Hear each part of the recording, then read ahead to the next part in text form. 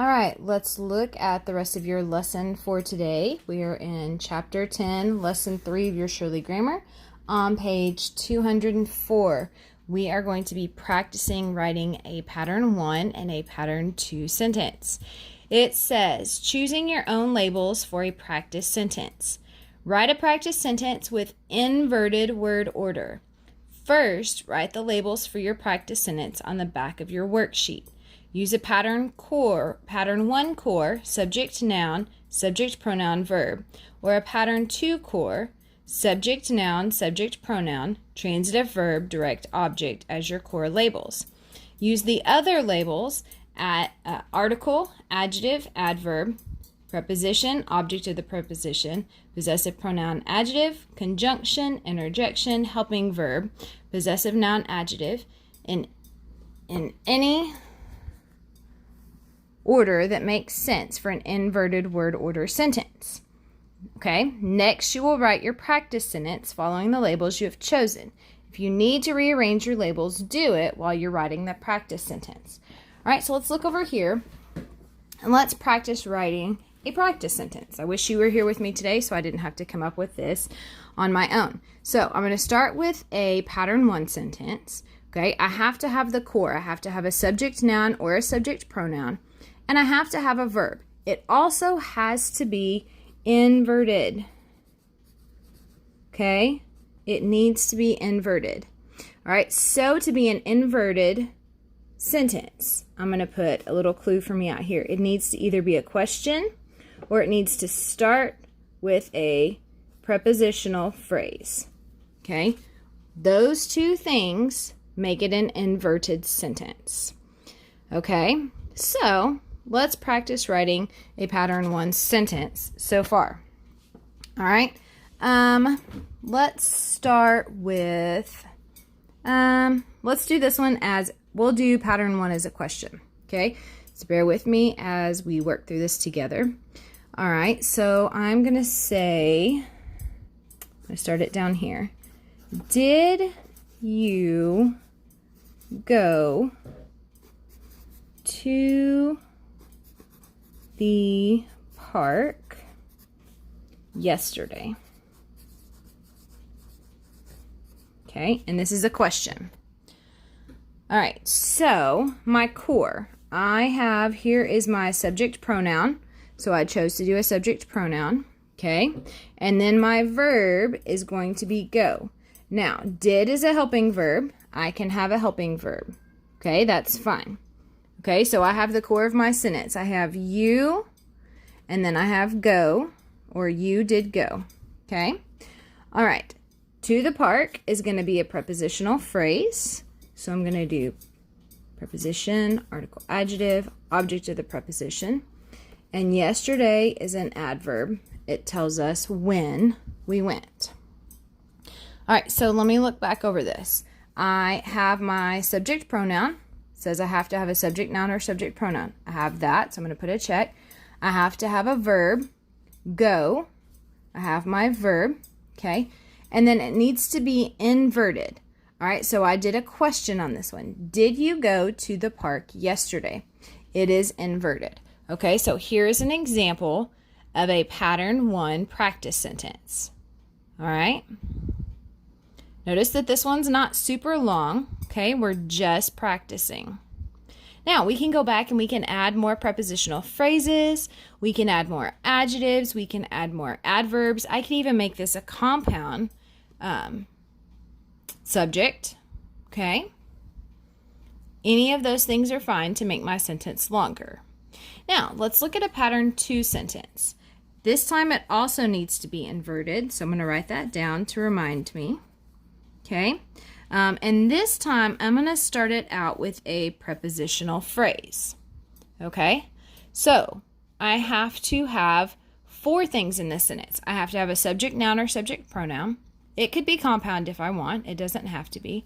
I have to have a transitive verb, and I have to have a direct object. In addition, it also needs to be an inverted sentence, and on this one, I'm going to start it out with a preposition. I'm going to say, in the window. Okay, I'm going to start it out with a prepositional phrase. In the window, my mom and I saw a, let me think, what would I want to see? Beautiful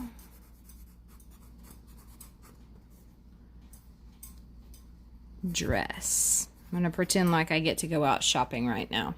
Okay. All right. Would love to go shopping with my mom and spend some time with her right now. So I'm going to envision that that's what I get to do. All right. So let me look back. I need a subject noun or a subject pronoun. I'll have mom. That's a subject noun. It's actually a compound subject noun because I have mom and I. So this is going to be a compound subject pronoun. Okay. So I have my subject noun or subject pronoun. I chose to use both. Okay, I need a transitive verb. My mom and I saw, well, this is my verb, saw what? I saw a dress. Does dress mean the same thing as mom and I? No. So dress is going to be my direct object, which means this is going to be a transitive verb. So I need to go back to it and change it to V-T. Okay. All right, I can go ahead and classify the rest of this. This is a prepositional phrase. So P-A-O-P. This is a P-P-A. C-A-A-D-J.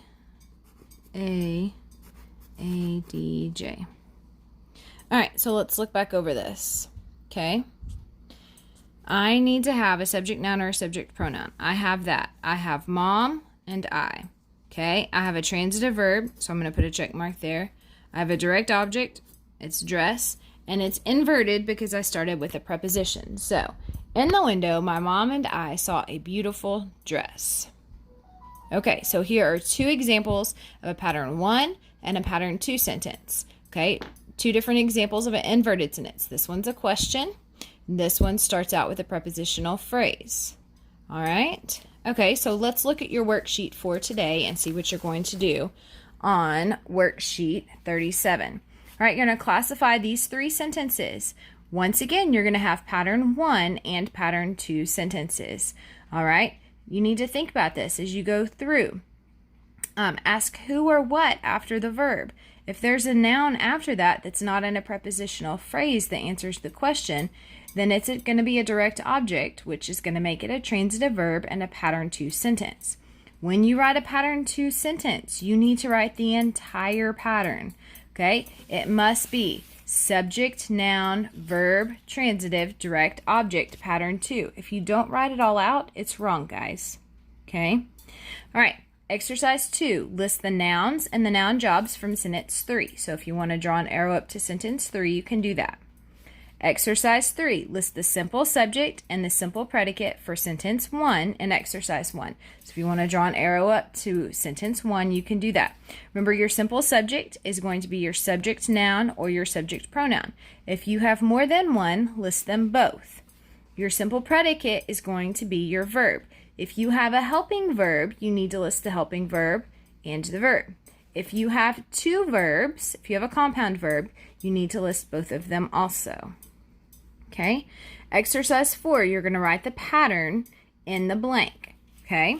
You're either going to write P1 or P2. Now, you can go through here and you can mark, you can label, you can classify your subject, noun, and verb, or subject, noun, transitive verb, direct object. You can classify all of these if you need to decide if it's a pattern 1 or pattern 2 sentence. There's nothing wrong with that. Take a few minutes to do that if you need to. All right, there's a back side, so let's turn the page. All right, on the back today, you are going to practice just like I did with you. You cannot use my sentences. Come up with something completely different that is uniquely yours. You've got lots of great ideas. You get to pick. Are you going to write a pattern 1 or are you going to write a pattern 2 sentence? Okay, big thing is it has to be an inverted word order, just like we practiced.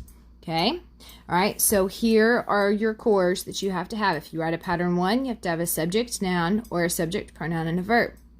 If you write a pattern 2, you have to have a subject, noun, or a subject, pronoun, a transitive verb, and a direct object. All of these other labels are extra. okay? Be very careful with some of your sentences. After you write them, go back and double check them, read them again, and make sure that your labels are correct, okay? All right, and then down here at the bottom on exercise 6, it says under each picture, write the number of the sentence that describes it. Okay, you have 3 pictures and you have 3 sentences. You're going to write either sentence 1, 2, or 3, whichever one that matches up.